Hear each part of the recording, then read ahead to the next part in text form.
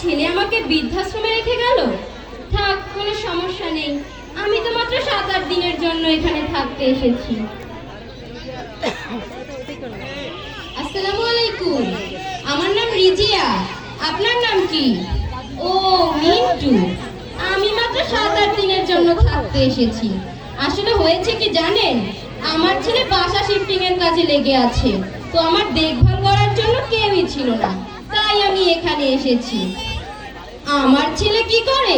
মস্ত বড় কোম্পানিতে কাজ করে। আরে যা, আমি তো ভুলেই গেলাম, ছেলেটাকে একবার ফোন করে জিজ্ঞাসা করে ও বাসা ঠিকমতো পৌঁছালো কিনা।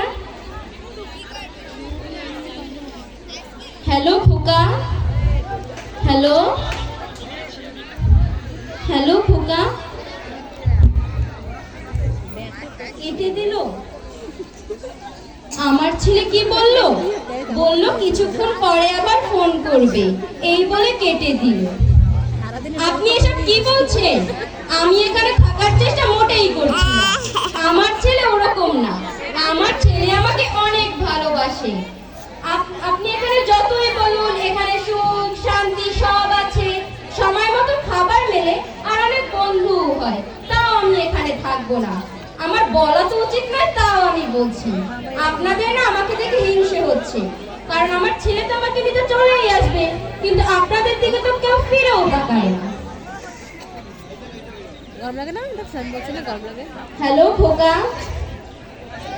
আরে খোকা শোন, 15টা দিন হয়ে গেল খোকা, তুই আজও আমাকে নিতে আসলি না খোকা, তুই আমাকে নিতে আয় না খোকা।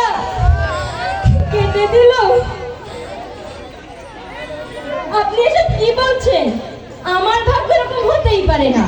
আমার ছেলে আমাকে নিতে আসবেই, দেখে নিবেন, ওকে আমি বলবো আমাকে নিতে আসবেন। কি বলছেন আপনি এসব? আমার ভাগ্য এরকম হতেই পারে না। আমি এক্ষুনি আমার ছেলেকে ফোন করছি, ও আজই আমাকে এখান থেকে নিয়ে যাবে। হ্যালো খোকা। হ্যালো। আরে খোকা শোন, তোকে ছাড়া আমার এখানে একটু ভালো লাগছে না খোকা, তুই আজই আমাকে এখান থেকে নিয়ে যা খোকা। আমি এখানে তোকে ছাড়া একটু থাকতে পারছি না খোকা, তুই আজই